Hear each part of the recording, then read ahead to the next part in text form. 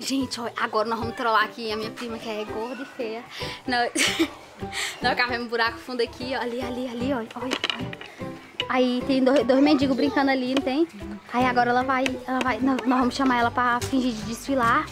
E aí quando ela chegar ali, ela vai cair no buraco. Agora eu vou esperar ela chegar. Aí quando ela chegar, aí nós trollar ela, beleza? Sara, vem cá, Sara! Tô indo! Ó, te mostrar um negócio, vem aqui! Negócio, vem aqui, tá vendo? Pode ir? Vem!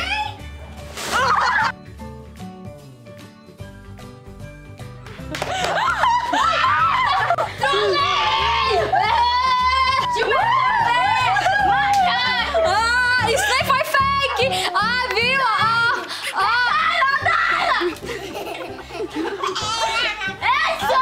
Nem foi fake, ó! Não foi fake! Você que tá dizendo que é fake aí, ó! Não foi fake!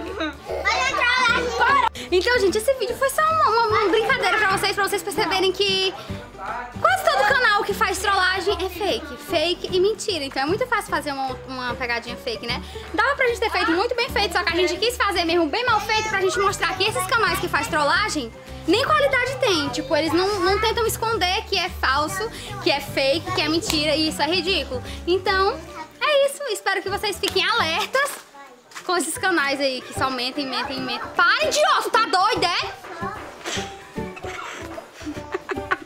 Bota isso no vídeo. Eu vou botar mesmo, tribufo véia. Também vou botar é tu.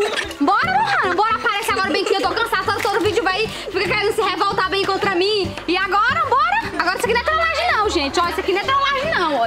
Ó, a cara tá só espinho. Bora. Mostra a cabeça, Coquinho. Vai deixar a Sara pelada mesmo, Lohana.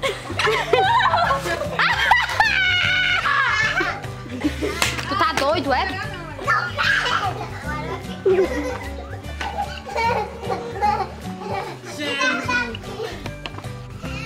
Para, não é pra postar isso, tô falando sério. Então é isso, pessoal. Espero que vocês tenham gostado.